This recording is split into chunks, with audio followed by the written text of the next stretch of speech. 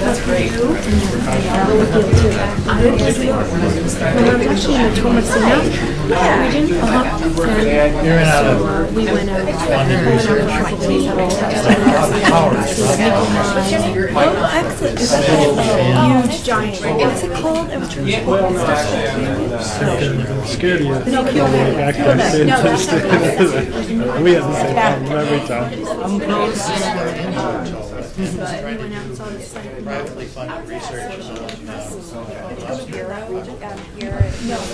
Ladies and gentlemen, I think we'll get started. Let me encourage our colleagues who are very kind and modest and sitting in the back that there's plenty of room at the table. If you'd like to not have to juggle your lunch on your left, please come on up and join us. I want to welcome you to the Woodrow Wilson Center. My name is Jeff DeBelko. I'm fortunate enough to direct the Environmental Change and Security Program here at the center. Let me just say a word about where we're sitting, and then we'll talk about our exciting session for today. The Woodrow Wilson Center, as many of you may know, is the formal memorial to Woodrow Wilson. So Congress set it up in 1968 as a formal memorial to recognize Wilson as the only president who had a PhD, and so was both scholar and politician, and set up a living memorial where those worlds could come together and talk, something that even today still doesn't happen very often. So we're trying to help fill that niche. And we do that with the Environmental Change and Security Program in issues such as the ones that we're dealing with today, where health development, population, environment, food issues come together with broader development issues, foreign policy issues, security policy issues, economic policy, and try to get a real mix in the room, which we've done again today. And we're thrilled that, in fact, this is the third meeting in a series on fisheries. And today's topic, growing demand in local communities, the socio-economics of capture fisheries, is going to be, I think, an excellent session. And as I said, the third one in a 7-part series that we're doing with the support of and in collaboration with USAID. And Barbara Best is here. Richard Volk unfortunately couldn't join us. Heather DeAgnes. It's been a real team effort, and we appreciate their support and all the insight that they're bringing to this process as well. And I think at some point we'll put Barbara on the spot to talk a little bit more about the aid perspective on this series as well. A quick advertisement about the next session before I introduce our speakers. The next one will be February 22nd. The topic will be globalized trade and the macroeconomics of capture fisheries. We have 2 speakers confirmed. We may have a third yet. But Rashid Somalia, University of British Columbia Fisheries Center, and Kathy Rohim from University of Rhode Island will both be with us. Today, we have 2 speakers, Kitty Courtney and Maria Hatziolis. As the announcement indicated, we were hoping and expecting until just a few hours ago to have Peter Espet from Jamaica with us. Peter indicated a couple days ago that he wasn't going to be able to travel because of health reasons, but very generously agreed to try to come in on the telephone, which seemed to work until a couple hours ago, where now all we're getting are busy signals.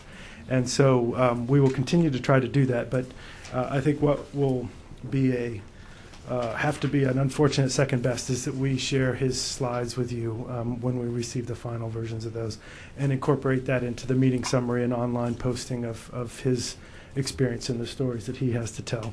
But it will give our speakers an opportunity to expand a bit more.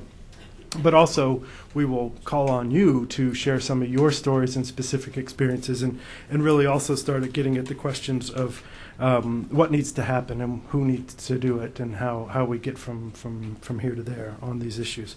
So Kitty Courtney is going to start us off. As you can see in the handout, she's a marine environmental scientist with long experience in design, management, and field implementation of coastal resource management and marine environmental research programs, temperate tropical environments throughout the Pacific. She's developing training guides, lots of different experience in different parts of the world, Thailand, Sri Lanka, Indonesia in particular, and working under the U.S. Indian Tsunami Warning System program. A whole lot of experience. And I'll let you read that and go through it, because it's going to be terrific that she'll be able to give us some broad perspective, but also some specific case perspective as well. And Maria Hatziolis from the World Bank. She's a marine ecologist and senior specialist in coastal and marine management and the environment department at the bank.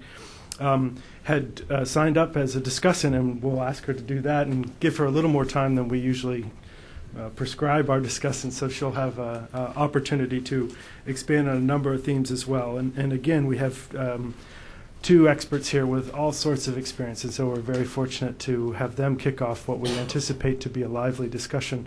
I'll say when we come to the Q&A, I'll ask that you let one of my colleagues get to you with a microphone before you start asking your question, so that we can capture your name and affiliation, and most importantly, your question, for what is a live web audience, and some video that will then be archived on the website so other people can come back to today's discussion and benefit from the insights. So Kitty, I think we'll turn the floor over to you. Good afternoon. I think my task today is to provide some food for thought and for discussion hopefully later on the growing demand of fisheries and impacts on local social and ecological systems. It's really not hard to find many examples of the growing demands and linkages with this demand for resources and products in the world today, and their impacts in local and often distant areas far from Washington, D.C. Increased atmospheric CO2 from fossil fuel burning obviously is beginning to be noticed as increasing ocean acidification, increasing ocean sea surface temperatures, and resulting in impacts to coral communities and the fisheries that they support. I have a special interest in this because 20 years ago I did my research on the effects of increased atmospheric CO2 in seawater and shifting the saturation state to see what happened to corals and their growth. And now it's coming out to be true, so it's a little bit frightening. The demand for palm oil to replace trans fats is influencing forests in Indonesia, Malaysia, and eventually orangutans and their survival. And even this unanticipated demand for tequila, and people are, pulling up blue agave is creating a crisis for the plant itself and its survival, because the bat, which is the key pollinator, is becoming, has to have a plant every so many meters away in order to continue its life cycle. I think personally I'm doing pretty good, not contributing to the first two, but that last one I think is going to be tough. Well, it's no different for fisheries. The demand for fisheries has been increasing from the early 1950s at about 20 million tons to its peak probably in the late 80s at just over 80 million tons. And this graph, the lighter color, if you can see it from there, this is 2000 at the end, shows the world marine fisheries production, but excluding China. And this is done for a couple reasons. I think FAO has started to show that separately. One, because it is a significant source as a single a country for marine fisheries production, but also there's been issues about over-reporting fish production from there. And so people are looking at that with a little more scrutiny. This growing demand has also have impacts on the relationship between small and large fisheries in terms of conflicting resource uses. And I'd like to just point out from a number of different recent papers, the blue bars show small-scale fisheries, yellow bars, the large scale. And in the upper left-hand column, that blue bar shows the number of fishers employed. So we're looking at close to 50 million small-scale fishers in today's global demand market, to a very small fraction of people employed in large-scale fisheries. If you look at the figure to the right of that, this shows the annual catch for food of these two different sectors.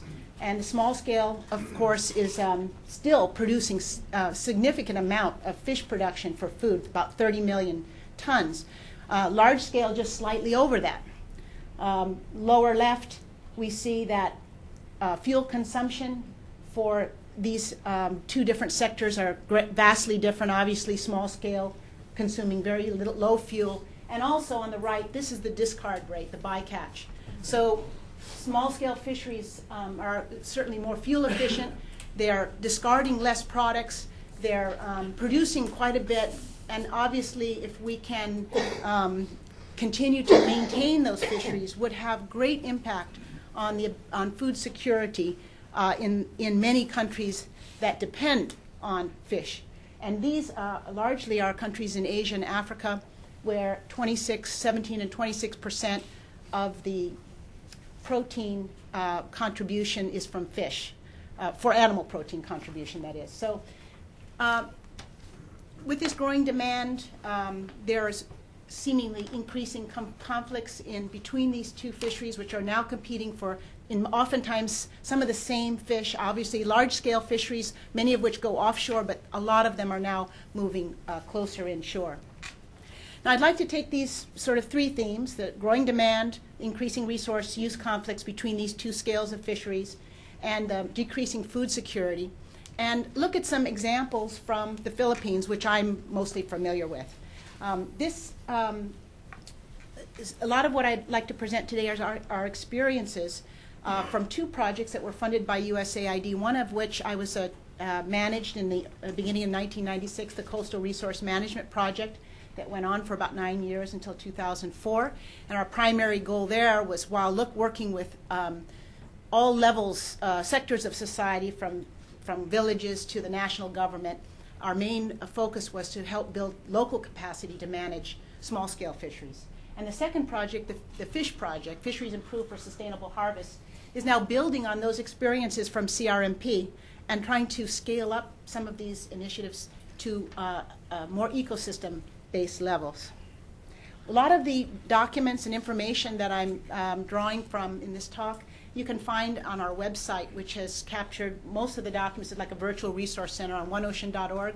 You can download a lot of the guidance documents and manuals and reports and things that we've produced under these projects. So the trend is similar in the Philippines. It's a growing demand for Philippine fisheries.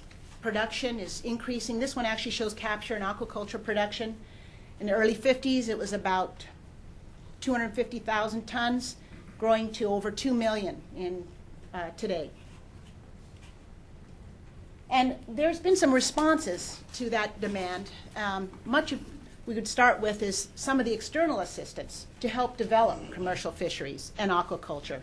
And up until the year in the late 80s, most of the external assistance to the fisheries sector obviously went to developing bigger fisheries, more development of commercial fisheries and aquaculture.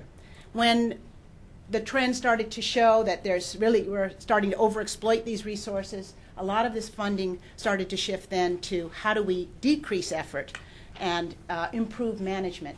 There's a couple of disconnects here. One is we've had a long history of development assistance to build up a bigger fishery, and we need probably more time to fix a problem than obviously we know that time and money is needed to continue to work at the local level to improve management capacity, so that this amount is still quite small compared to the investment that was made initially into building up the fishery. And secondly, what I think we also need to try to build into the new paradigm is much of this assistance post 1988 in coastal management was really at the very local level, community-based initiatives. And I think we also need to have a very focused interventions that deal with the commercial fishing industries and reforms that really need to happen there, because we're sort of left them on their own. And I'll show you some of the impacts of that now. Well, first of all, a little bit on habitat effects of development of aquaculture, in this case from external assistance. In the late 80s, 70s, and 80s, much of the mangrove areas in the Philippines were converted to shrimp ponds. And this was just really an important industry. It started to really take off, but quickly died off from disease, from competition from neighboring countries. And as a result, we really lost a lot of the important habitat that serves as nursery grounds for coastal fisheries. In our Coastal Resource Management Project and working with our national agency partners, we worked to develop some mangrove stewardship agreements helping communities to take better care or have sort of territorial rights over certain areas of the mangroves so that they would also protect, replant, as well as be able to sustainably use the mangrove areas for beekeeping, for fish cages and traps, and also for even trimming mangroves that can be used for fodder for goats and so forth. So, you know, there's still a lot of unproductive habitat as a result of this, but some improvements are being met. The other outcome of expanding the commercial fishing fleet was that, of course, we got more vessels, bigger vessels, and the intent that these larger commercial vessels would move offshore and exploit, you know, offshore fisheries did not happen. And so what happened is they all decided that it would be a lot cheaper if they just moved inshore, less fuel costs, closer to the market, and without good enforcement, they fished very close to shore. So these are some of the, you know, demand, impacts of this demand. And what happened, what's happening now is, and it's kind of hard to see this, but for most of the time, the municipal fisheries, which is this part of the graph, was the dominant production in terms of volume. And now, this is 1990, the commercial fishing sector has exceeded in terms of production. So we've seen a shift in the amount of production that small scale versus commercial fisheries are producing. And this is also more seriously showing up in a decline in the catch per unit effort of small scale municipal fisheries. I kind of interchange the word municipal and small scale in this case, because in the Philippines, the law, the function of managing fisheries was devolved to local government, municipalities in particular. And I'll show you how that plays out a little bit more later, but I just wanted to clarify that municipal waters extend from the coast to 15 kilometers and are only supposed to be for small, less than 3 GT, gross ton vessels. Commercial vessels greater than, you know, commercial vessels overall are supposed to be offshore.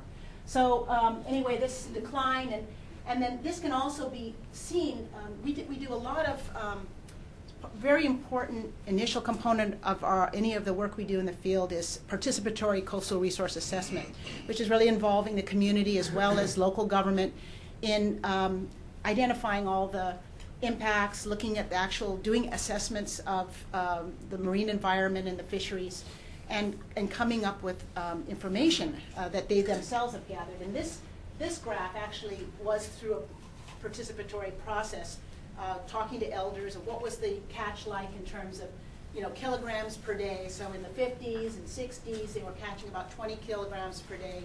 And now they're catching, you know, less than 2 kilograms per day. And if you do this in other communities, you know, apart from each other, you actually see very similar trends. So it's easy to replicate that. Well, when you have commercial fishers moving inshore and fishing where they're not supposed to be in municipal waters, then you can begin to understand why the Philippines is known as the dynamite fishing capital of the world. Because what happens is that the response of small-scale fishers is really they have to increase their efficiency in order to keep up with the high efficiency of the commercial vessels. Not only through dynamite, but small mesh nets and other kinds of, you know, more efficient gears, anything to get that 2 kilograms or whatever they can get from a day of fishing. And again, what I'd like to do is just always bring in some of the things that we've been learning in our projects as we go along. What most people usually focus on is this last little bit, which is, you know, how do we stop fishermen from throwing, you know, the dynamite into the water? Now that's really hard, and it's hard to enforce a lot of that kind of activity. I mean, it's doable, and you can reduce the incidence. But we've also been looking at the whole chain of events that go into this. And it turns out there's a lot of, there's a whole socio-economic industry that revolves around dynamite fishing, which is largely about making the blasting caps. And the blasting caps are these, you know, little items that go through this whole chain of manufacturing chain. And this is a cottage industry that employs a lot of people in a town, you know, just north of Cebu. And so it's a dilemma, it's working with local government. How do you stop that kind of big industry that's going on? Even they're exporting blasting caps to Indonesia and the Philippines. This one town is like the source of all the blasting caps. But we've been trying to put a lot of targeted effort in working with the municipality, with the governor and province to identify ways to transfer that industry into something better. Well, if you put these, again, taking the demand for the resource and this conflicts between small and large-scale fisheries, you can do a participatory map of illegal activities, and this just gives you an idea of how intense it is. This is the province of Bohol. These colored parts are the coastal towns. So each of these municipalities has a corresponding area of municipal waters. And these municipalities are supposed to manage fisheries and enforce those laws in these waters.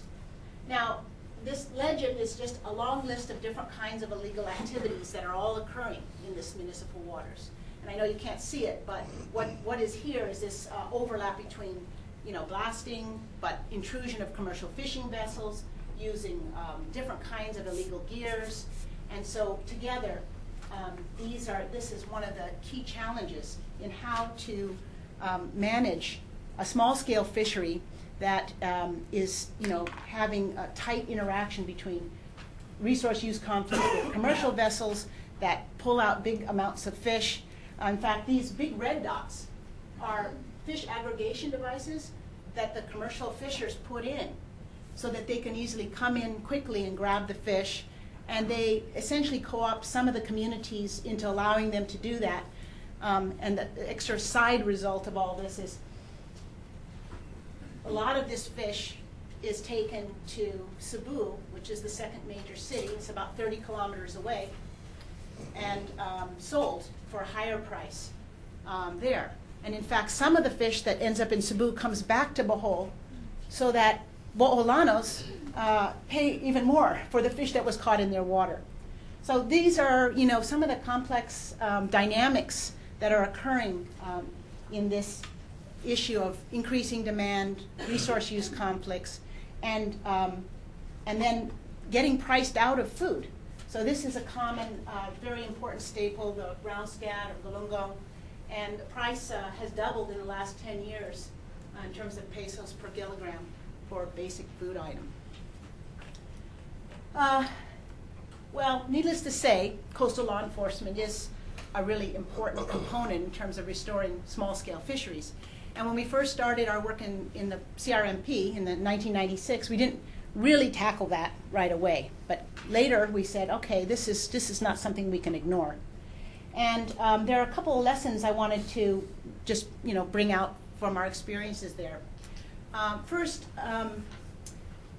you have to work along the entire, what we call the coastal law enforcement continuum for this to work. So you have to start with more on the prevention side and a lot of interaction with communities to let them know why are the coastal laws there to protect the common good, what is the importance of not doing some of these things. You also have to start by focusing on the larger scale commercial fishing entities rather than the small.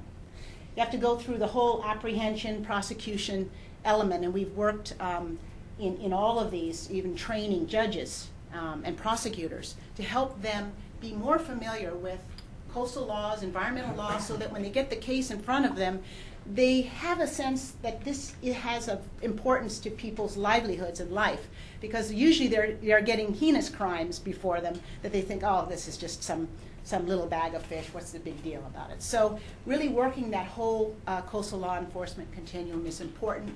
And lastly, this is expensive stuff. The people that are supposed to be doing this job are sort of national level. Philippine Coast Guard, the Philippine Police Maritime Command, and they have neither the staff nor the resources, or if they have a vessel and it's working, they don't have the fuel. So one of the ways to really, that we've thought, and I think it's just been really effective and has created an incredible demand for technical assistance in coastal law enforcement, is to work with the beat cop, the guy that's in every town who really is the police, your policeman, but has never had any training or knowledge about fisheries laws or coastal resource management. And working with our project, we've been able to, with the Philippine National Police, now create the Police Environmental Desk Officer, so that every town, they don't have it yet, but it's getting there, every town would have someone, a policeman, who is knowledgeable of the laws and actually has training in boarding and collecting evidence and, working to bring that evidence back, collecting it properly, and then again handing it to hopefully prosecutors and coming up with judges that can prosecute it properly. So this has been just a really exciting part of our program that is gaining a lot of support, both from CRMP and now in our fish project. And actually, I just would mention that when we first did this, we brought the U.S. Coast Guard International Training Team to help us design the program with the Philippine Coast Guard and the Philippine Maritime Police and so forth. And this was not only important from the standpoint of getting good information, good training, but it actually provided a very high status level. So those people who really went into the training felt like they were, they got the Coast Guard pins, and they came out and generated a whole cadre of leaders that then went off and did more with this. So it's pretty exciting piece. Now, most of the capture fishing in the Philippines is not really exported. About 6% is exported, and that's the high value items like yellowfin and so forth that go off to Japan for sashimi grade. Most of the demand is really internal from population growth. And here we have, I don't know what it is today, but it was, it was on its way to I think 80 or 81 million people in this country. And that is a hard curve to keep up with, not only for resource use, but economics, jobs. It's just, you feel like you're running out of breath trying to keep up with that kind of demand. And again, what we're seeing is that there's a decline in impact on how much fish is available for human consumption. And this is a very important part of the diet in the Philippines. As much as 56% in the Philippines of animal contribution of fish to animal intake. And one of the partners that we have in the fish project is PATH Foundation, and PATH has done is replicating a really successful program in a number of our areas, and that is to integrate population and reproductive health with CRM, with coastal resource management, and they've been making really great inroads in that area. We found early on that food security rarely factors in fish. People generally think of it in terms of corn and rice and the basic staples.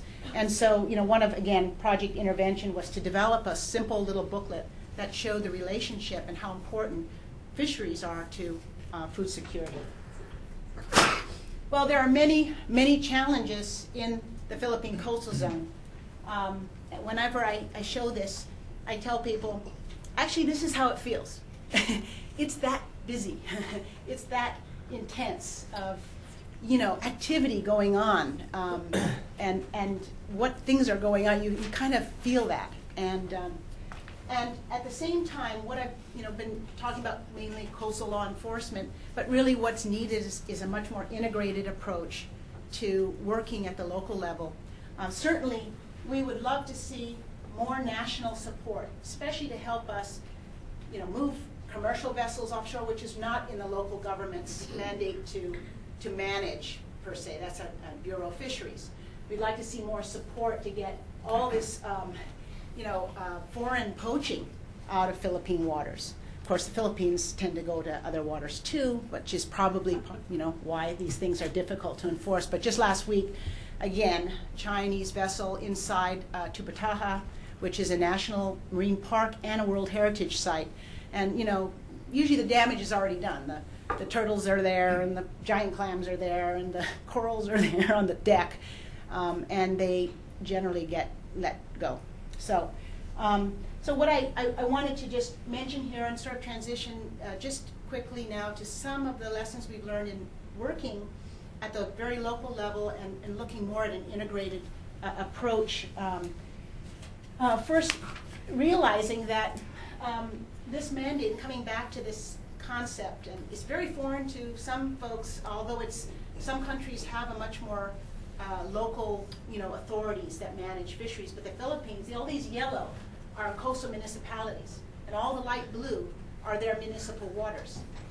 And one of the important outcomes of drawing this map, which had never been done, in fact, this was first of all in 1991. Our project started in 1996, and we said, well, where are these municipal waters? We've never seen it. So we just said, let's make a map and do our best to estimate it using a GIS.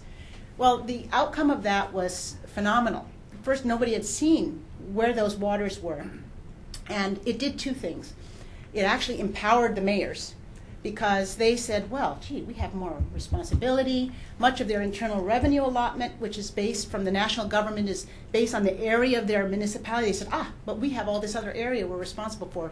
How can we get more funding to help manage these as unfunded mandate? But the other consequence was the commercial fishers were now very obvious where they were fishing, and they weren't supposed to be there. And actually, I had to pull one of our staff out of Bohol. It got hot, and it's dangerous work, So, but what it did is galvanize the mayors. And in 1999, we had a conference of coastal mayors. Over 800 of the 850 attended.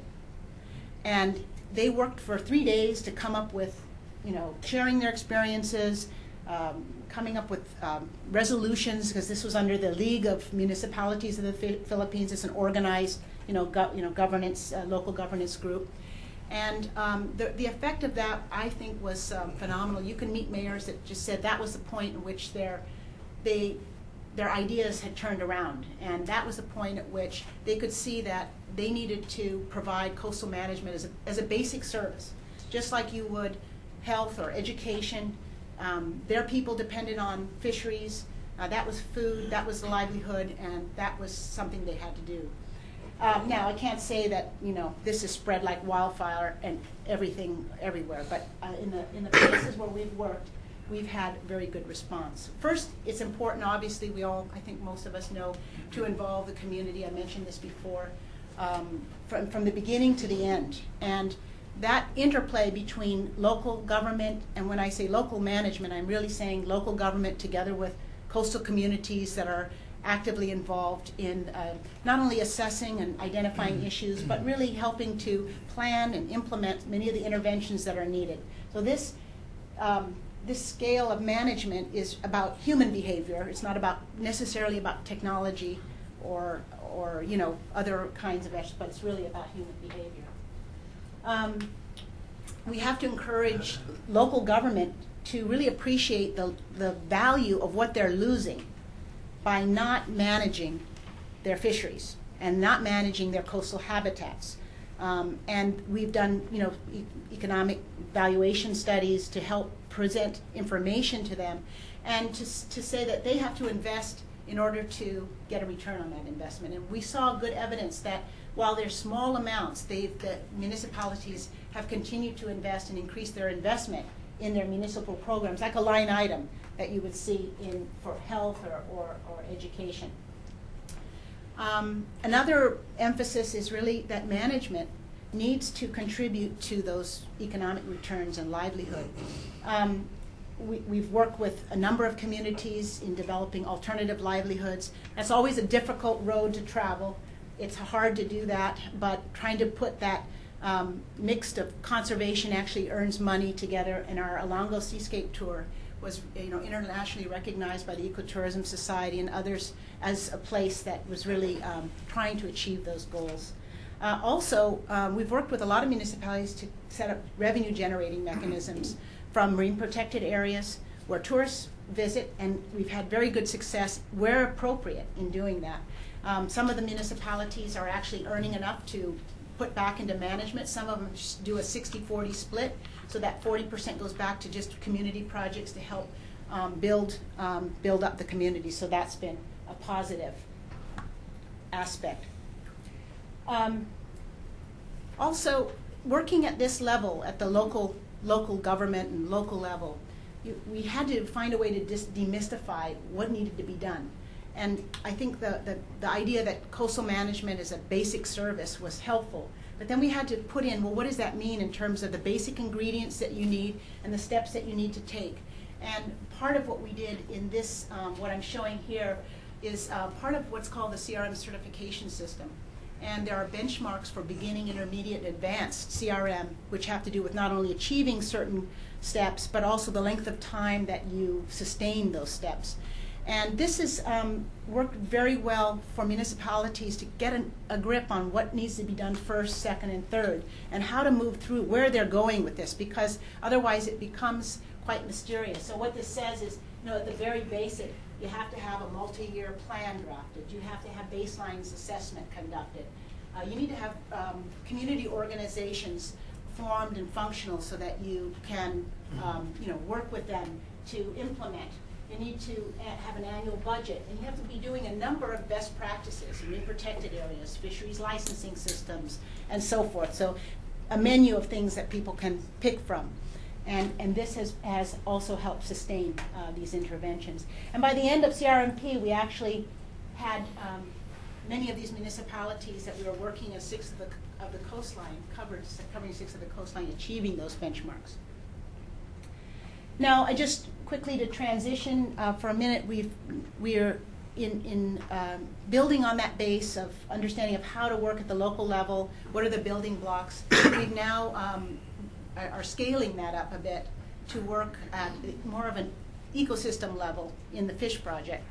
And while the basic ingredients are the same, the biggest challenge is to try to define the scale of that ecosystem. Because I think the tendency for people is to immediately say, oh, ecosystem, that's got to be big. So what we're looking at is how can we define it so that it's still the scale at which change can occur. And part of it has to do with the environment and the biology and looking at currents and larval dispersal and all that kind of stuff in order to set up marine protected areas. But it also still goes back to the basic, we believe, governance unit and how those units can interact, or what's the likelihood that they can work together to maybe implement larger scale interventions that are not just municipality by municipality, but adopted at a broader scale. And one of the other big elements of the FISH project is trying to really get a handle on the biophysical impacts. Baseline studies were conducted at the beginning to look at what do we have now and what will we have in 3 years and the end of the project. And we've had some interesting results just from the first, using both fishery independent and fishery dependent methods. This is the independent we've seen in one of our areas increase average fish biomass density. When we look at some of the catch per unit effort or fishery dependent methods, we have a range of results. So we're still looking at how, it's a good way of helping us use this information to go back to our local governments and say, here's the results, and here's where we need to put more energy or more effort. We need to work more to move commercial fishers off this way and maybe marine protectors that way. So we're hoping that this will be of value. Lastly, I think the message is that change is something that must be adaptive and build on the previous outcomes. We've been really fortunate in our 2 projects because we were able to take what we learned in the first one and try to upscale it up and apply it in the second one. And so I think this is one of the most important things, the length of these projects and how they can build on the momentum that you've derived. So I think I'll stop there. Terrific. Thank you very much, Kitty.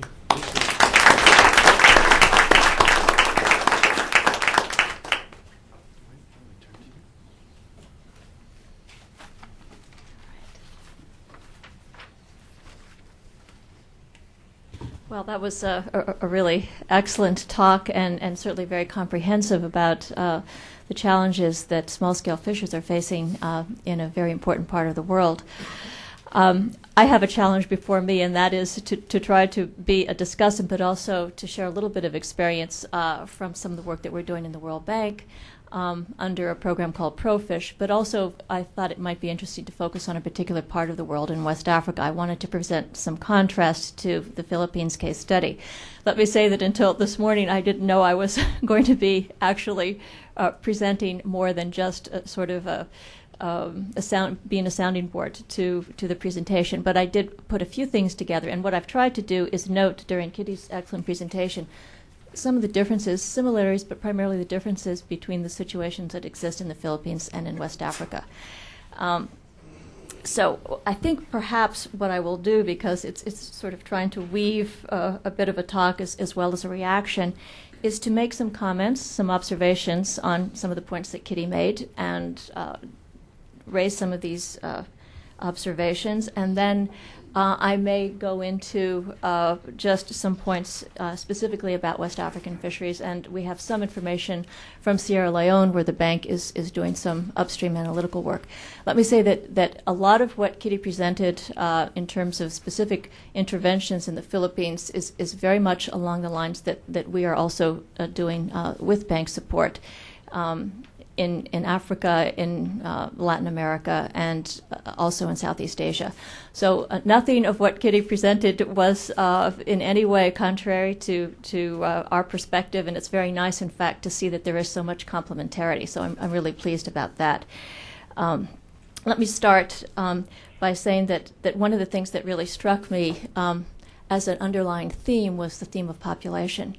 And the population pressure in the Philippines, which is really driving the direction that fisheries are moving. The competition between industrial and artisanal fisheries, that's something you find everywhere. But in fact, I think the way that the fish stocks are being degraded and the trade dynamics are different in the Philippines as a result of population pressure.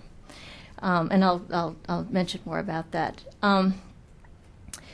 Certainly, we do see this increasing demand globally, but increasingly from developing countries for fisheries products. And so, whereas in the Philippines, most of that demand is domestic and is being serviced by domestic production, and little of it is being exported, in the rest of the developing world, we're seeing increasing exports to other parts of the world, to developed countries, as well as to China. China is the largest single country importing fishery products from all over the world. They are also a huge producer, mostly of freshwater fish through aquaculture, but they are also a major importer.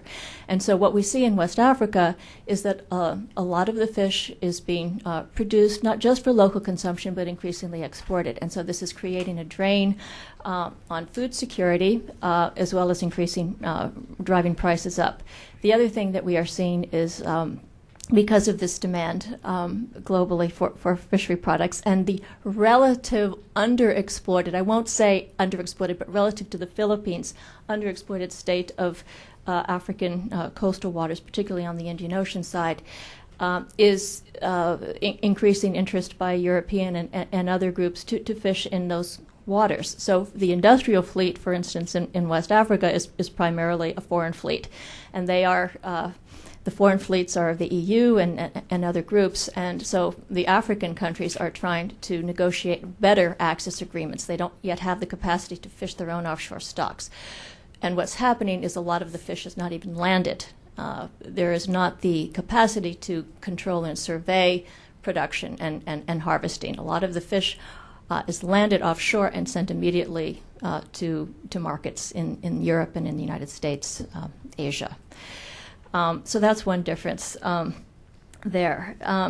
It's certainly true that the artisanal fisheries in West Africa are a source of protein, as I said, and livelihoods. And the interesting thing is that while it is also true that the industrial fishing sector is producing more efficiently in terms of the amount of manpower, if you will, relative to production. The volume is still greater in terms of artisanal production. It's just that the value is so much less.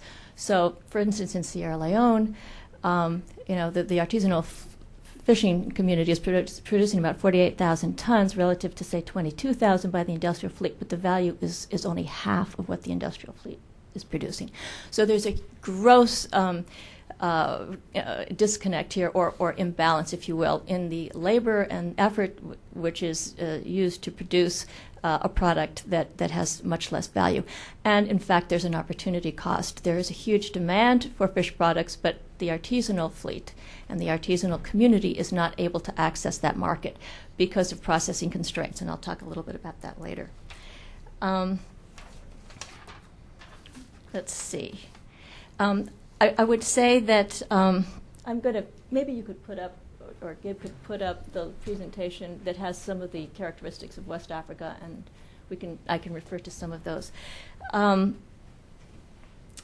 Let's see.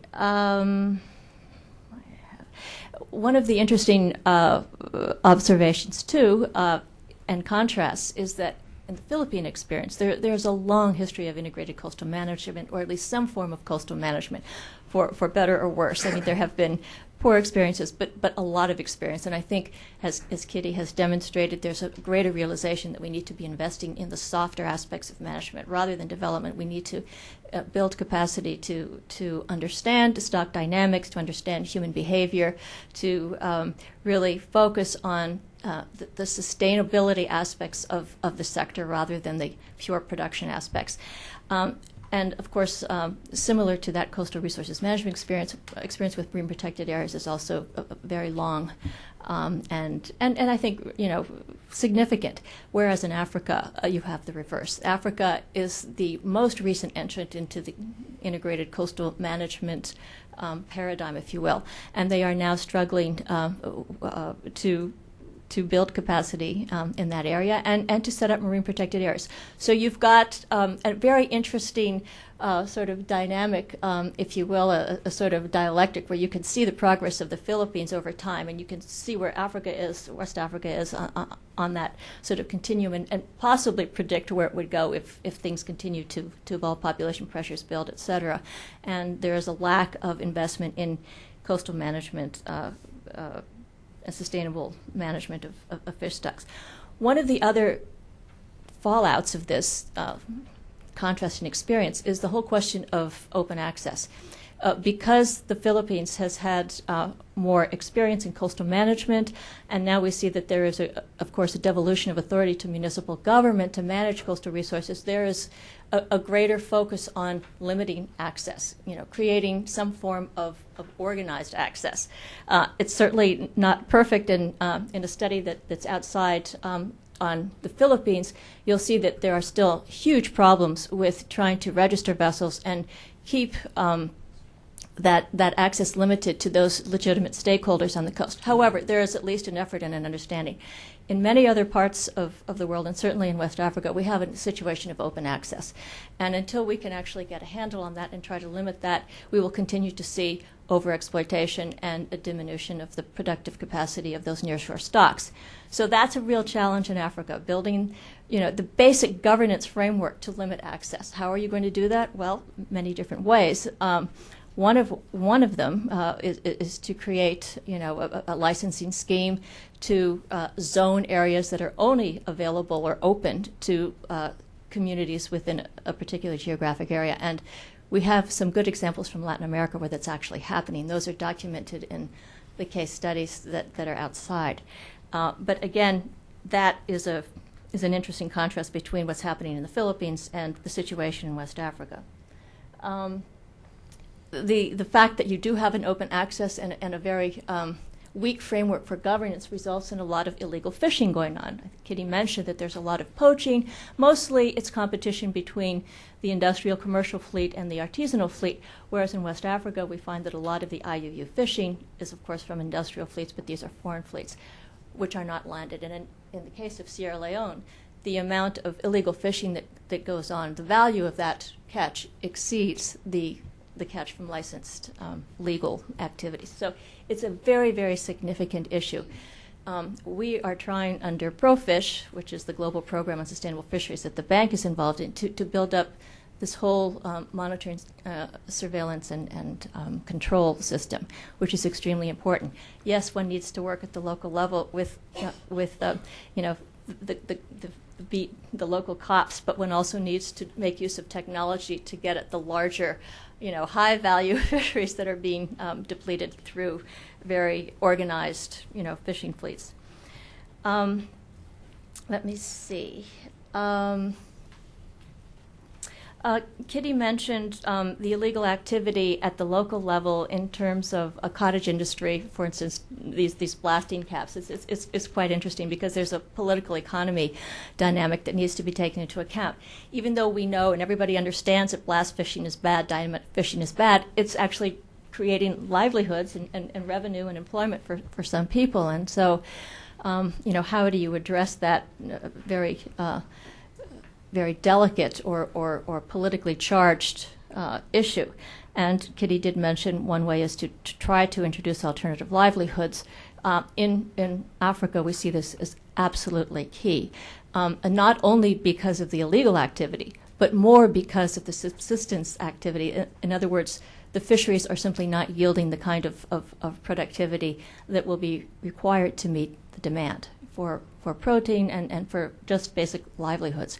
And so what we're doing in East Africa under a large project in Tanzania is trying to introduce alternative livelihoods, algal culture, other things, some tourism, but basically trying to wean those communities off of fisheries where those fisheries can no longer sustain the level of pressure. And that is not only because of exploitation pressure, but it's because of pollution, habitat conversion, climate change, other things. We're trying to anticipate the productive potential of these stocks and see where we really have to wean local fishers away.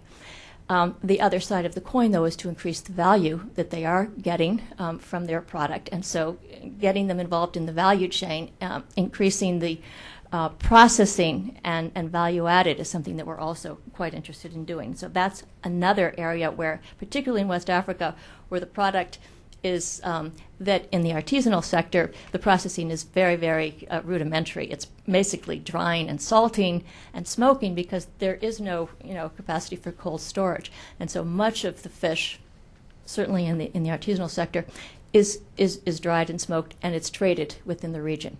Now that has a very limited value in the high upscale markets of Europe and the United States. And so one of the challenges is to try to introduce infrastructure that will allow them to increase the value of their product.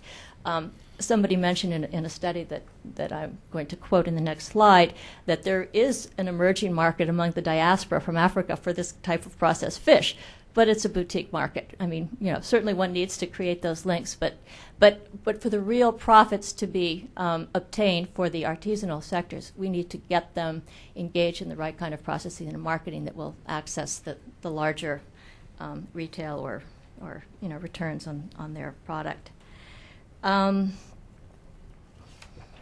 Okay.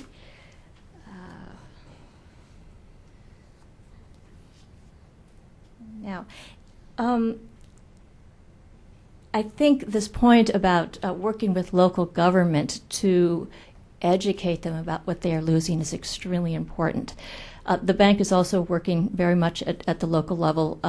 We recently produced a report with our Philippine colleagues. In fact, it was produced by Philippine specialists on the state of coastal resources in the Philippines. And that came out just recently. And the idea was to demonstrate what the Philippines as a country is losing in terms of productivity from its coral reefs, all its marine resources. And to show that this is not just a sectoral issue, but it's really a national issue in terms of finance, in terms of national level revenues. We're globally working on something called the rent drain from fish stocks around the world, trying to demonstrate to countries, and particularly the ministries of finance, that in many countries with very rich fisheries resources, there is a substantial loss of revenue due to leakage, due to poor management, due to overcapacity, very inefficient production methods, and that if appropriate governance and management interventions were made, the countries would stand to gain so much more. And particularly for the poorer countries, they could be reinvesting these revenues into their social agenda. We had a dialogue with the new government in Peru, and they were extremely interested to find out that their losses were at the level that almost $1 billion annually. So it's that may be a bit of a stretch, but it's significant. And what we are trying to do more at the local level is say, this is what you could be earning. This is how you could be getting revenue from better tourism, better fisheries yields, et cetera, if you made these kinds of investments, very much along the lines of what Kitty was saying. And along the lines of the certification, we feel that has a lot of potential in Africa as well, because first of all, there's a lot of trade regionally in West Africa, but countries are at different levels of expertise and capacity. If one creates a standard, a minimum standard that all fish products need to achieve in order to be traded, then one levels the playing field, and one can build capacity in each country to achieve those minimal standards. But then you also are able to certify product and to make it more saleable in the external market. So that's something, the whole idea of certification at the regional level is something that we are interested in. And we feel that that's one way to open up those opportunities, those market opportunities to the artisanal sector. Let me switch now to just a couple of points about Sierra Leone in particular that might strike a chord with some of you who are working in other parts of the world. Kitty made a very important point about the shift in investment by donors from infrastructure and hard investments up until the late 80s to the softer sort of management aspects. And while we certainly agree with that, there are opportunities for small-scale investments in infrastructure that could really enhance artisanal fishing production and value. And these have to do with cold storage, the processing infrastructure that's required, but also small ports as entry points into the sort of trade framework, if you will, and the governance framework. Because right now, things are very chaotic on the coast. There are not enough ports to accommodate the artisanal fleets to provide the very basic services that are required. So, fishermen land their catch, and it's all very kind of ad hoc in terms of the marketing that goes on. That's not to say that it doesn't. Markets happen, and people are very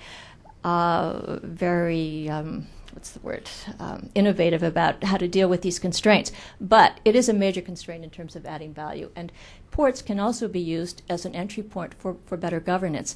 They can be used as a point to register vessels, to monitor the catch as it comes in, to get basic information about the types of fish stocks that are coming out, and also to provide information, basic information that fishers need. Not only information about safety conditions, weather patterns, et cetera, but information about where the best markets are, in the sort of local areas. So this is something that we are considering increasingly as perhaps an investment opportunity for just some small-scale infrastructure. And then, of course, connecting the ports to roads and markets further on beyond the port and the coastal area. I mentioned the lack of information on trade matters. Most artisanal fishers, at least in West Africa, are illiterate. There's a high degree of illiteracy, and so very little critical information about decisions on what kinds of gear to use, what sorts of stocks of fish to go after, where to sell, how to process. Very little of that is going on, which leaves people at the sort of very lowest level of information. There's also a scarcity of foreign exchange to import some basic items to improve their gear technology and their catch. And while we are very careful about enhancing the capacity to fish, we also know that some basic investment in gear and improvements are important to any kind of industry. And so we think that there are opportunities there to provide foreign exchange through some credit programs, et cetera. And then on the national and regional policies, this gets back to the need for better governance. We feel that the real major constraint to creating sustainable fisheries all over the world is governance. It's not so much the productivity side, because we do feel that there is an innate resilience, in fisheries all over the world to be productive. We have to improve the governance of those resources through policies and social changes that are going to release that resilience and promote it rather than erode it. I mentioned the high rates of IUU fishing, which are a real deterrent, and basically a lack of organization within the fish trading industry. It's basically a sense of chaos. I mean, certainly the industrial sector is much easier to manage. There are fewer players. It's at a much higher level. It usually involves national government. At the local level, things are much more chaotic. They're more informal. And so there tends to be less services, less infrastructure, less social services, less just basically enabling activities to support that sector. So I think, with these kinds of contrasts, we have sort of an interesting comparison between what's going on in West Africa and Southeast Asia, particularly in the Philippines. I'm going to leave it here and open it up to the floor, unless Kitty would like to make some response at this point. But I think we both had a chance to talk, and now we want to hear from you. So. Terrific. Thank you very much, Megan.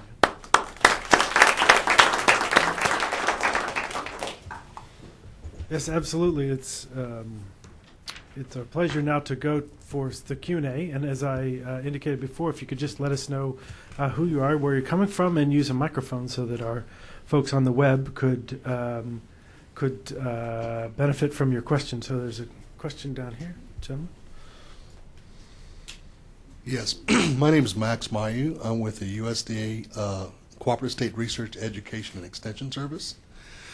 My question is really twofold. You had mentioned that you were trying to increase the value of the artisanal fisheries in Western Africa. Will this not, if you're increasing the value, this will likely increase overfishing? Well, I think actually one can look at it too from another perspective. If you increase the value of the product, there is less of a need to fish more of it. It can reduce the extensive aspect of the activity. You would have to increase the value at the same time limit entry. You would have to develop a system of licensing which would have the effect of limiting access. So, and also put catch limits. The idea is to be able to create a livelihood and profitable enterprise from the productive potential of those stocks. So you increase the value of each individual fish, which means it's less necessary to fish more of a less valuable fish. But you can't do that in isolation of these other governance structures, which would limit access and entry and put a limit on catch. Because we've had experiences with that here in the United States with the redfish fishery. Yeah, of course. I mean, you have to limit. Paul Prudhomme came up Yeah. with a recipe, and all of a sudden everyone wanted to eat black and redfish, crash the stocks. Sure. So we had to implement new regulations to prevent overfishing. Another question is, if you do increase the value of these stocks, these products will likely be targeted for foreign trade, for income, to get foreign dollars, primarily U.S. dollars, to come in, where they will increase get new technology to increase the efficiency of catching the things, which will aid in overfishing once again, which a point you made earlier.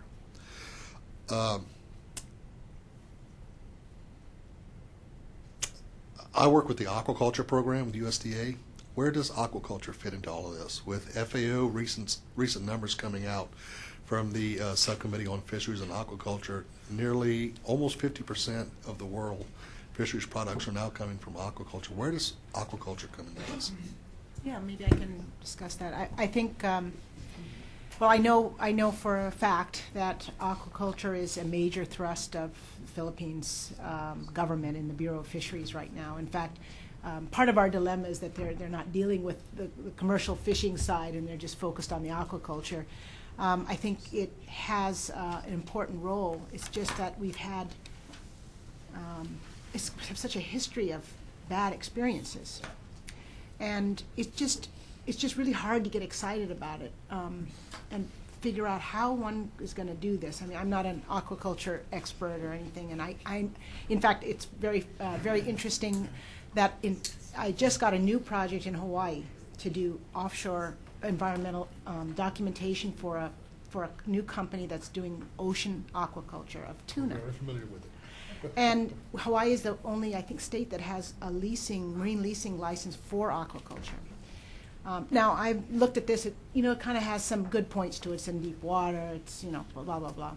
But trying to think about how one would do that in the Philippines that had, not as much impact on nearshore water quality, the technology that would be required to do those things, I just don't know. I think it's going to happen. Go ahead. Yeah. Well, I think from our perspective in the bank, we feel that aquaculture does have a lot of potential and is an area that will have to be developed, but developed sustainably.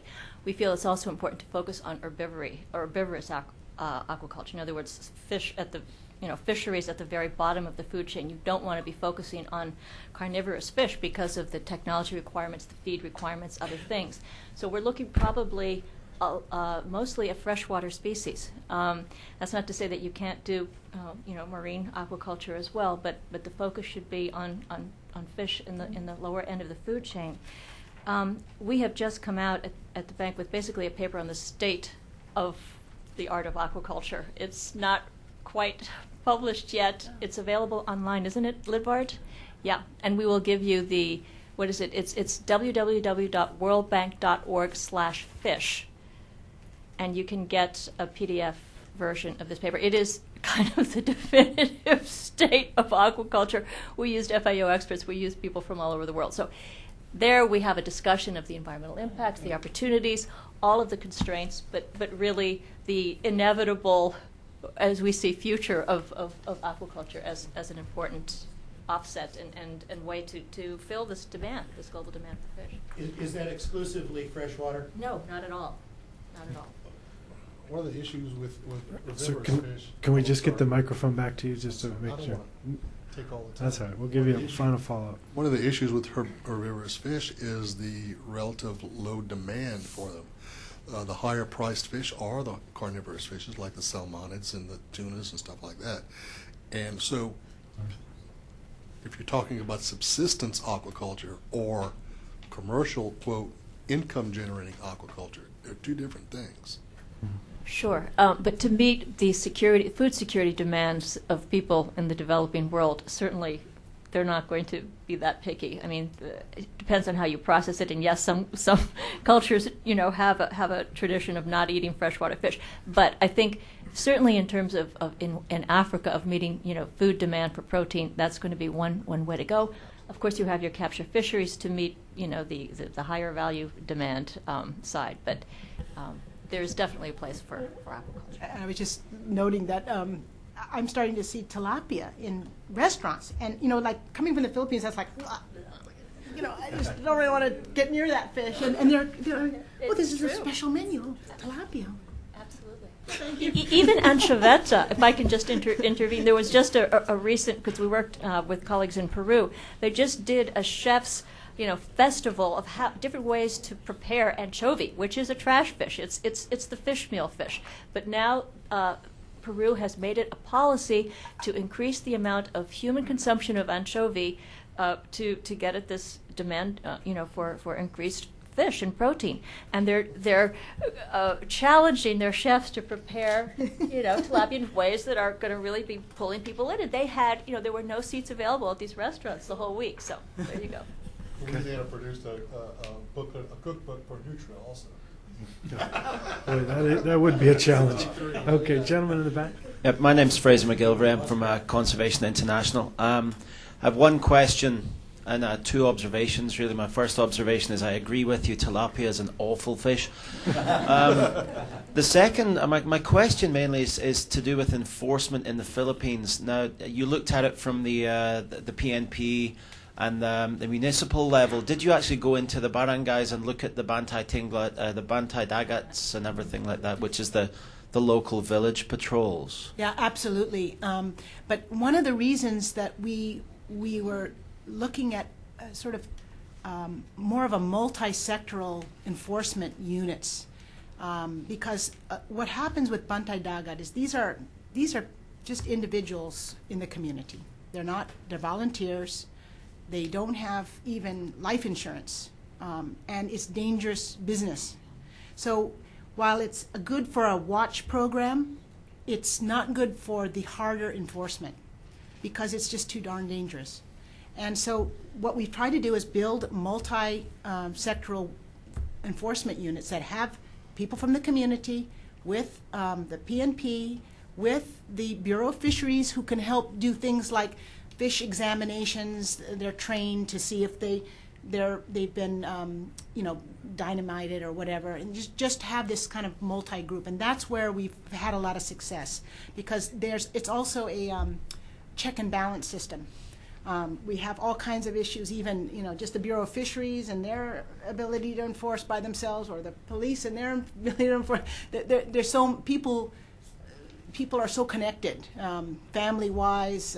You've got to have sort of a multi-team. But Bantay Dagat was sort of the origin of a lot of the community-based enforcement, and building on that and trying to make that a little safer and a little more effective by these teams. I think just one more as an observation. We've been working down in southern Palawan and in northern Sabah with a joint task force with the Philippine government and also the Malaysian government on an enforcement to prevent the Chinese boats coming through from the South China Sea. And the boat you mentioned the boat last week that was caught in Tubataha was actually a Hong Kong Chinese boat, not mainland, and had 2 tons of live reef fish, including 400 humphead wrasse, which are listed on Appendix 2. Yes, in the middle. Hi, my name is Hannah Fairbank. I'm on the biodiversity team at USAID here in Washington. And thank you so much. This has just been really fascinating, and all the questions and discussion. I'd love both of you or anybody else as well, to talk a little bit more about some of the real challenges, specifically in the Philippines, with illegal fishing from vessels from other countries, specifically China. Obviously, there are some huge problems there. And any inroads or progress that has been seen in the Philippines in terms of dealing with this really significant issue. And related are also issues of corruption in the Philippines, and have the FISH program and the CRMP program in the past made any progress in addressing what has become a very ingrained part of Philippine society, unfortunately. And lastly, I'd like to make a plug for tilapia.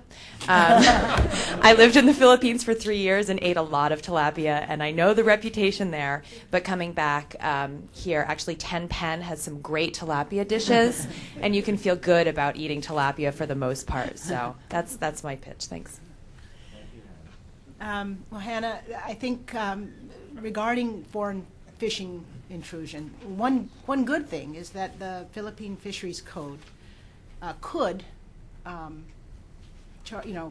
assess these violators $100,000 U.S. There's a good, there's a good moneymaker there if people could really do it. But what happens usually is that the Department of Foreign Affairs is the one that gets involved, and the Department of Foreign Affairs, one is, I think there's just a real big fear of China coming in to the Philippines overall, and it's just something that's not in our control as a project. Obviously, issues with the Spratlys and other things that are just really humongous. So we haven't really touched that. We can't do much more than to help the local judiciary, which a lot of times those get prosecuted in the Palawan courts. And if I don't know, I thought there was really some success there. I don't remember correctly, but I thought there was some success, but then the Foreign Affairs gets involved, and somehow they get let off. Regarding corruption, we don't tackle that head on, but we tackle that through the kind of the governance process that we work with, where again, I think multi-sectoral involvement with community, NGO, local government, as active participants in building capacity, in working developing plans, implementing those plans, has been our sort of mode of operation to help make things transparent, to have checks and balances. And one of the outcomes, I would say, is that with this concept of municipal waters and having municipalities kind of rise to saying, gee, we've got this area. It's really more for, what can we do to generate revenues? But at the same time, it brought together two groups that were typically not together: NGOs, local NGOs, and the local government. And in some cases, they've had a good relationship because they're both kind of fighting for the same thing, which is preferential access for marginal fishers to municipal waters, which is actually supposed to be guaranteed by the Philippine Constitution, that they have preferential rights to those. And so that also helps, I think, in many cases with some of the tendency that might be to go in the wrong direction. The other thing is that, if you wait enough time, some of these things, the mayors are getting younger, and they're also they're more educated and more professional. Some of them are doctors, they're engineers, and so you're starting to get some really Reform-minded. Reform-minded leaders, and the leadership is everything. You have leadership in these places. If you live there, you know how important the mayor is. The mayor is like the god, and so if you can get them to really understand the issues, I think there'll be good progress made. It was just time. We need a little more time. Can I just add something there? I think you're absolutely right. You have to work locally at the municipal level, and this notion of a turning of the tide, sort of a turnover in the mayors is absolutely correct. We are also working at the local level with some educated mayors. We're also working with environmental lawyers in the Philippines to expose some of this, corruption. And in fact, one proposal by one of the very well-known environmental lawyers there is to do an audit of environmental laws and the enforcement of these laws, or the violation of these laws, and present this to the mayors and say, we have actually done a study, and these are the laws that are being violated under your watch. You are being held accountable. We can go to the press, we can expose you, or you can work with us to enhance compliance. So you can do that. But I think this issue of corruption is something that is much bigger than any one project, and so what the bank is trying to do is to actually use this as a point in our dialogue with our clients. Corruption and good governance are now really major priorities in the bank. 10 years ago, you couldn't mention the word corruption. Now it's in every single official email that we get. And governance and natural resources, in particular, because they are so prone to corruption. Fisheries, forestry, mining. These are the areas where we have to start really focusing on some criteria and holding governments accountable. So that's one response as well. Thank you. Bob Kehoe, Tetra Tech. Kitty, in your presentation, you had mentioned that the typical budget, I think, for a municipality for coastal resources management is around, looks like it's around $6,000 to $10,000 a year, something like that. And I guess that's for a level 1 or 2 municipality. What are they doing with that money, and what would it take for them to get to a level 3 as far as a budget? Right. Well, a lot of what they're doing with the monies that they are allocating are right in our municipalities that we're working are matching sort of our leveraged assistance. So we don't have money to give to people or to do things with. We're just we're a technical assistance project. So we ask and really demand that there's a local counterpart, and so a lot of that funding is to help, let's say, pay for the boat to do the assessment, or hold a workshop and pay for venues, or set up a marine protected area with the buoys, or set up a guard station, or so there's a variety of soft as well as hard investments that municipalities are making as counterpart, and a lot in that level 1 has been that this counterpart to assistance that we're providing. And I think what it would take to get up higher, I'm trying to remember, and I don't have it at the top of my head, but basically we're looking at, that's probably,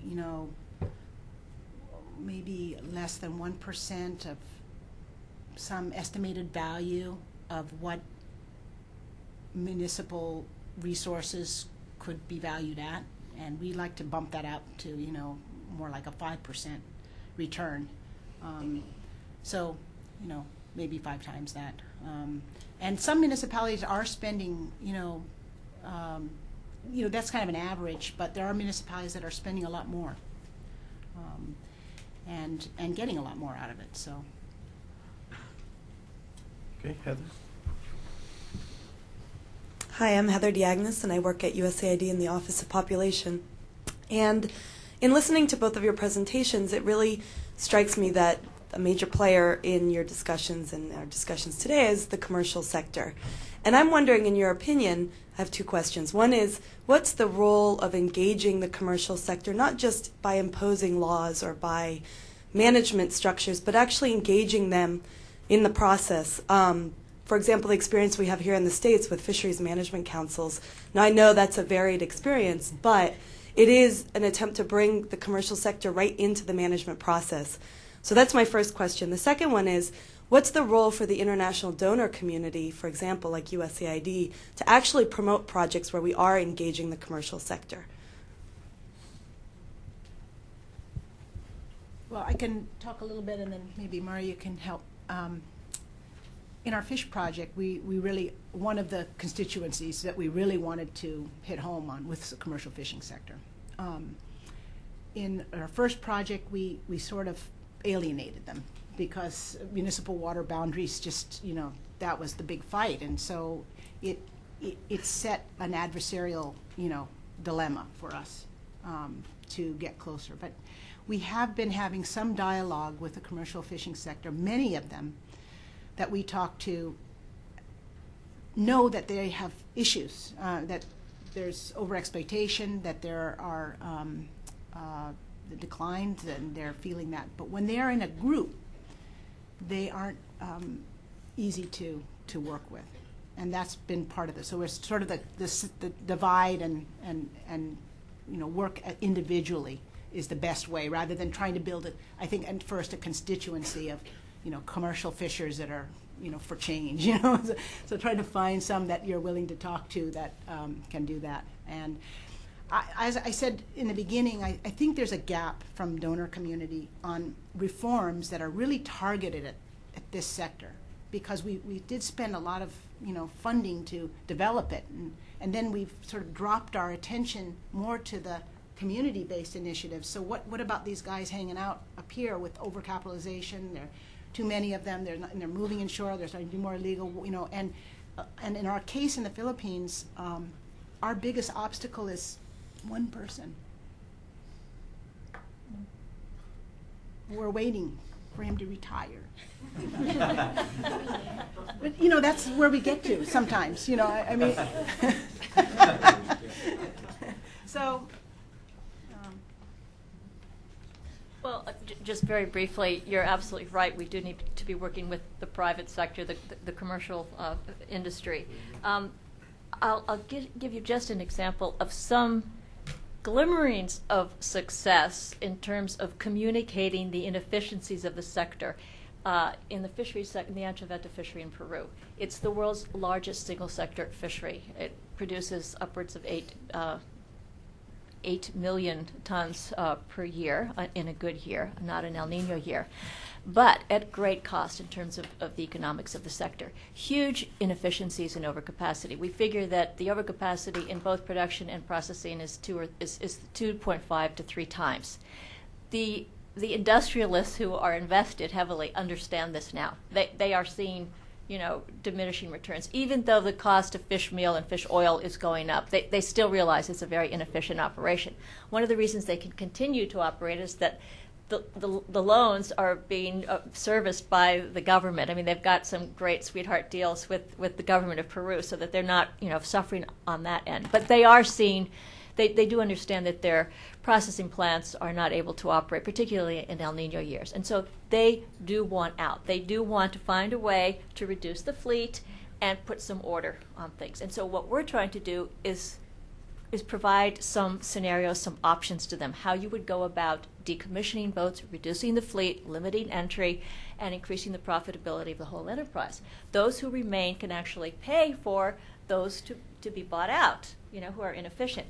In the longer term, they're going to be, getting a lot more of a return. So we need to do the economics and to show them that it's really in their best interest. Now, that's not always going to work, particularly when you've got a very highly exploitative sector that's mining the resource. There, I think you really need to do a lot of command and control, and you also have to, as you say, raise the sort of specter of visibility, and certification is extremely important. I think the Marine Stewardship Council is going to be an important player in all of this, and consumers are becoming increasingly aware. They are now asking, what is the provenance? When I go to the market, every time I buy fish, I say, where is this from?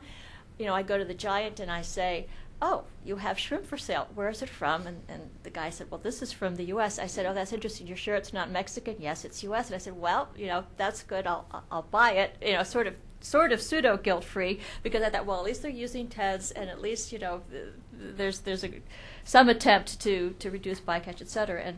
And the guy behind the counter said, what difference does it make where it's from? I said, well, because of this, that, and the other. We had the same discussion about tuna another time. Is it from the Atlantic or the Pacific? And this is how, you educate people, and they understand the consumers want to know. So I think it's the whole sort of push-pull kind of thing. If I may add to that, just in support of the last comment there, I spent the last 3 years working in Southeast Asia for the Marine Stewardship Council, and there's been a big pushback from the international donor community in putting money into small-scale artisanal certification or fisheries development. It's something that is incredibly concerning to me and to various others who are working in that part of the world, that the focus now seems to be on, let's get the big commercial well-developed fishery that can afford to do it themselves and leave the poor people, to just flounder. And it is something that is of big concern to the NGO community. No pun intended with the flounder, sorry. You guys want this one? Ken, maybe you could bring the microphone up here so we can hear about these from the donor perspective. Yeah, no, thank you very much. Barbara Best from USAID, and I do want to address this last point. Thank you to both of these speakers. I mean, the reason that USAID has partnered with the Wilson Center is try to raise the awareness of the issues around small-scale fisheries. In the donor world, there are some of us who believe that, looking back on the history, past investments 20, 30 years ago were on the production side of capture fisheries. We see what the status of fisheries are around the world. It's been overcapacitated. We see and hear a lot of people now promoting aquaculture. And yet we see a lot of investments going there, but not so much on the management side, but on the production side. We also know that a third of the capture fisheries now go into fish meal, which is not the most sustainable use of fish food. We see that, as pointed out, mangroves have been converted for shrimp ponds. And so there is a little bit of a tension there. Yes, to meet food security needs, we'll have to look at aquaculture, but we cannot neglect the capture fisheries, particularly the small scale. They're so important at the artisanal level, but also to meet the international seafood demand is not going to be through strictly aquaculture. We need to protect the productivity of ecosystems. And so this discussion here was the third in a series of talks. Next time we do want to look at the macroeconomics. We've talked about microeconomics here, but the globalization of the trade, what are the trends? We want to look at the whole issue of enforcement. It needs to happen at the different scales. And we want to address that issue of access control. It was highlighted here, marine tenure, looking at controlling access will be critical to try to get a handle on these. And then the very last session we want to have is on that political will, which is oftentimes the most elusive. And maybe I'll bring it back to these speakers here. How do we create the political will in the donor community, but also at the national level and at the local levels to change and really reform capture fisheries? Anybody else can speak up as well. Why don't we ask somebody from the audience to address that? I mean, I think we all have our ideas, but this is an interesting question to ask the larger group. Let's hope silence is not depression in terms of motivating action. It does strike me that I had the same question, but with one of the specific programs that Kitty mentioned in terms of paths work in the Philippines. I was lucky enough to see one of these integrated programs where the communities wanted a basket of services, and this was able to do it, as well as kind of with the entry point being fisheries and including a sanctuary. And it also seemed to quite effectively integrate what you mentioned in terms of alternative livelihoods. And I'd have a specific question about that, which was it was seaweed farming that was then exported outside of the Philippines, and how great or small is the potential for that to replace? Because it seemed for the amount of work, there was actually more income generated to the, now I guess, farmer rather than fisherman. But my understanding is that program is not going to be, or isn't currently, has ended formally in terms of the external support for those, which to me is just a crying shame that AID and Packard Foundation, which were both in it at some level, I think I'm looking at Heather, someone who knows this issue really well, have pulled back. And I don't know whether that's just an overall shortage of funds or whether it is running up against some philosophical donor perspective that needs to be overcome, because it's a terribly exciting program and depressing to see it at the height of its success before the plug was pulled. Gentleman up here.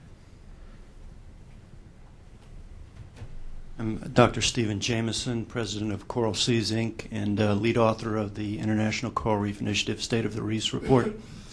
I'll just take a stab or throw out one idea as far as political reform. It seems like, you know, in all our activities, our good work gets short-circuited by politicians. And when you have business and special interests contributing to campaigns and basically buying that political trump card, you know, your congressman or senator can, you know, look the other way or grant a permit that pollutes. And so I think if there's a way that through campaign finance reform or just some way to short circuit being able to buy a politician, that you know, that's a first step. Okay, gentleman over here, and then we'll go to the gentleman in the middle. Right here, please. Yeah, excuse me. David Vosser from EcoEasy, Seasmart, and used to work for Marine Aquarium Council for a number of years on certification of aquarium trade. One of the issues that I've seen over the years is the disconnect between private sector and public funding, private funding, nonprofit funding, and how that impacts on the decision-making of communities and local fishers. They don't have an equity stake in the business above and beyond the extraction method. They don't have access to the market, and they don't have access to the capital. But fisheries is a competitive business, so just because the businesses that are presently operating in the Philippines may not like to do things, they may not like to take an ecosystem-based approach to their fisheries, it doesn't mean that's the way it should be. And companies that are interested in doing that, I think there needs to be a more direct connection between public aid, nonprofit aid, and private sector investment. Companies need capital, and they need access to resources. If you have a model where you can mix the two sources of money in a 50-50 way, or however you want to do it, in exchange for an equity share for fishers, in exchange for an equity share for communities who manage and own the resources, this helps pay for long-term management. It helps pay for all those storage infrastructures that litter the third world because they can't be paid for by taxes. And it builds the private sector right into the actual development process. It's a branded process. It's ecosystem-based. It's market. They can use the market advantages of advertising for this. There needs to be some more direct investment model where aid money can go to buy directly an equity stake for the types of activities and people that you want to get involved in the companies. That's my thing. Okay. I think we've seen that a little bit more in the tourism area, where, you know, there's a much more direct connection. And for instance, in some of the communities we're working in, the tour operators and the community are much more directly linked, because there's say a marine protected area that they all want to bring their divers to, and they want to dive there, and there's obviously a need for a manager of that marine protected area to help can keep the buoys going and keep whatever else infrastructure that's related. So there is some of that in the tourism sector. Could I just say that I couldn't agree with you more. I've pushed for years this notion of communities having a real equity stake in production, and I think this is particularly relevant to aquaculture. There's every reason for them to do it better, because it's a very fixed area. If they screw up the production area, if they pollute it, if they undermine the elements of natural resilience and productivity, they won't have a crop. And if they are heavily vested in the profits that are generated, they're going to reinvest those in the whole industry. So I do think that that's something we should be promoting, finding ways to make the poor not just the laborers and the wage earners, but actual investors and stakeholders. I think that's extremely important. Question here. Okay, we'll do that one and then come to the gentleman. Why don't we take these three, because we're coming at the end, and then we'll give you guys a final chance. So please go ahead. I'm Deirdre Warner-Kramer. I'm from the Office of Marine Conservation at the State Department. And I'll say that other than some programs that USAID has run, the U.S. government, when it comes to international fisheries, our big push has been for many years on sort of the international governance, big picture stuff. But in the last few years, we have been trying to think a little bit more about how we can do targeted assistance and help with the implementation of the big picture stuff on a local level. And the big idea has been something that you already touched on, which is try to convince the people who are in authority either at a national level or a local level that they earn more money from well-regulated, well-managed fisheries than they do from just allowing it to be chaotic. But the one thing that we've been bumping up against is that we don't have a lot of money.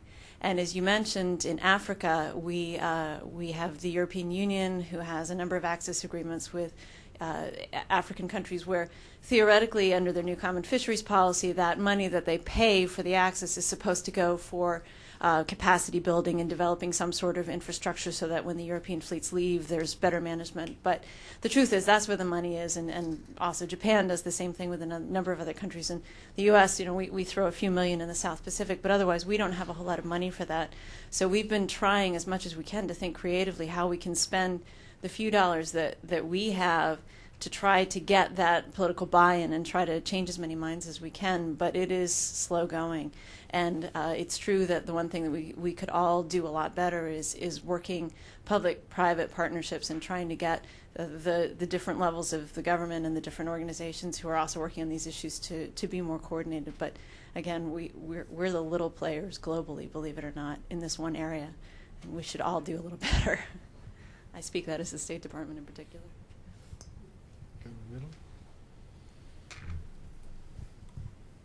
Thank you, Harlan Cohen, IUCN, the World Conservation Union.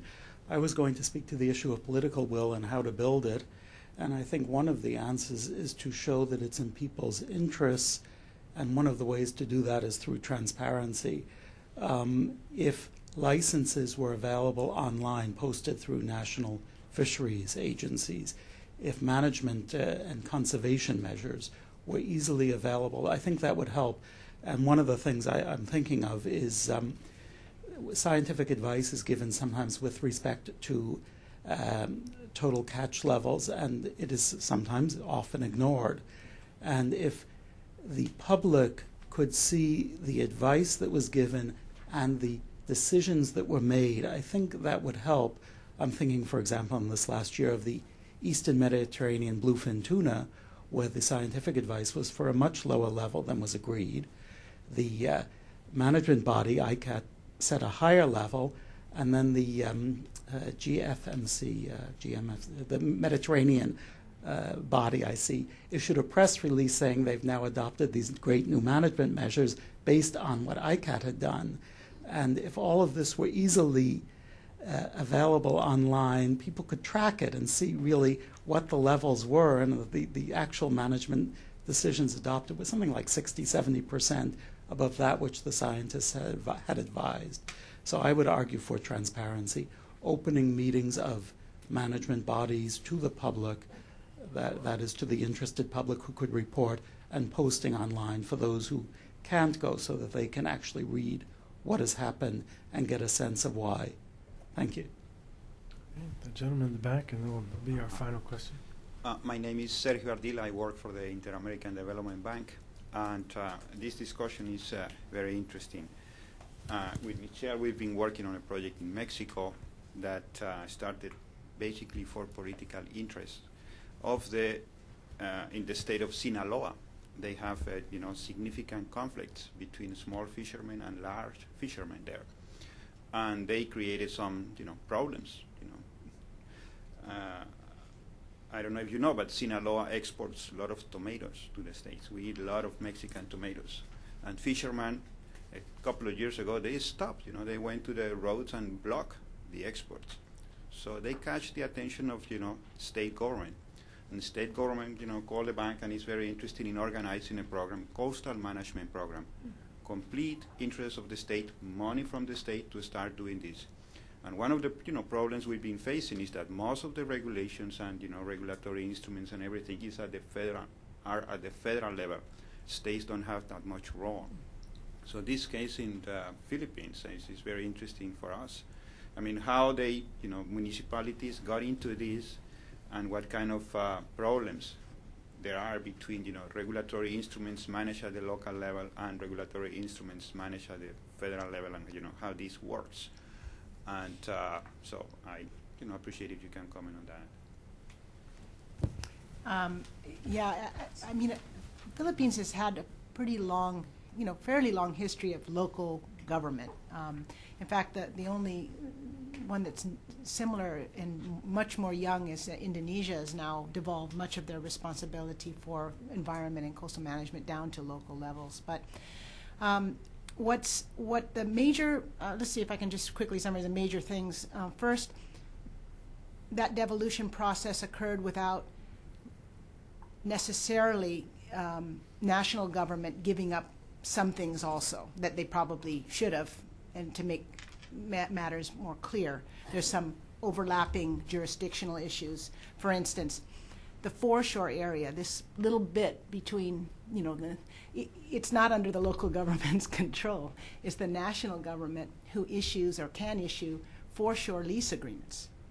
And this is a complex thing, but municipalities are now exercising much more of their autonomy and seeing that they can actually pass local legislation to prohibit DNR from issuing these leases. So they have a system for local legislation, and that goes through and is harmonized at a provincial level to make sure that there aren't, undue, differences between all the local laws, so that it's easy to implement, at a broader scale. But I don't know if that answers your question, but it's one has to do with how much national government devolves, and also how much assistance they provide in making that transition to build the capacity. And in the case of the Philippines, there really wasn't much help from national government, even when they first did that devolution process. They just said, okay, these people are now under you guys. So it's a long road. Any final word?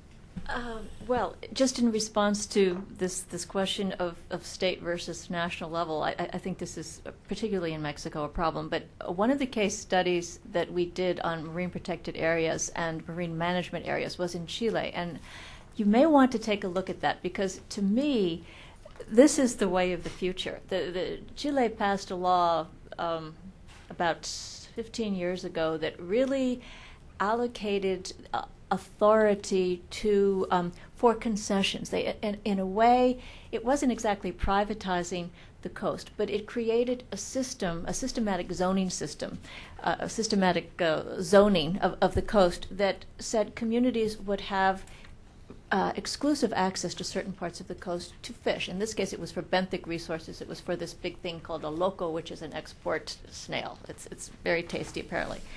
But the fishery had been in a state of chaos because fishers could fish anywhere on the coast. Didn't matter where they were from. And so it basically produced a tragedy of the commons.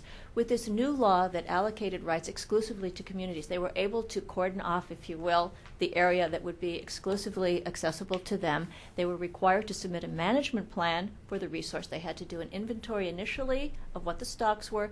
They could actually enhance the stocks at one time, at the very beginning, and then they were allowed to fish those stocks exclusively. The government would provide some protection from interlopers. And every year they had to report on the quality of the stocks. And it has done an incredible job of, first of all, improving the viability of the stocks, creating a sense of ownership and stewardship among those communities because those are their, fish stocks, and they are realizing a greater profit. And what it did was, without basically creating a real marine protected area, because these are in effect extraction areas, they're sustainable extraction zones, it eliminated open entry and open access. And that was because the government realized too that it couldn't really control the entire coast of Chile, which is very extensive. So it devolved in a sense authority for concessions along the coast, and it seems to have worked quite well in one particular part of Chile, in the central part. Now, that's not to say that there aren't issues in southern Chile. They've got aquaculture, salmon culture, which is going out of control, and that's another thing. But at least it created some order along the coast that had been in chaos prior to that. I will just as a closing remark, and this is directed to our colleague from the State Department, I think all of the donors feel that they have limited resources to spend on priority things, and so our strategy at the bank is to create a partnership of donors, and we would encourage you to consider joining ProFish as one way to coordinate the donor effort. We feel that in the past many countries have been able to play donors off one another, but if the donor response is coordinated and uniform, and we are speaking with one voice to the client, and we've done our homework and analyzed the sector and know what the entry points and interventions should be, I think we can be much more effective. So that is one way to get around the sort of fragmented response. And thank you very much. Terrific. Well, thank you. That's it's always nice to end on a very practical note. So appreciate that. Well, thank you both very much, and thank you to the audience. It's been a terrific set of interventions, and really feel like it's been a very productive discussion as well as set of presentations. I'll just remind you that February 22nd is our next meeting, which will be also at noon, where we, as Barbara said, tackle the macroeconomics of capture fisheries. We hope you will come back for that meeting and the 3 subsequent ones for the whole series. And please join me in thanking our speakers for an excellent session today.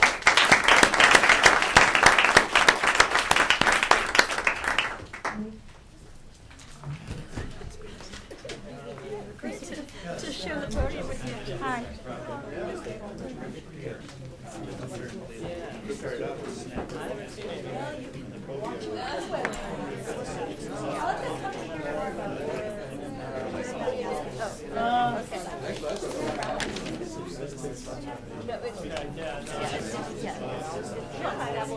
It's a relative. It's a relative.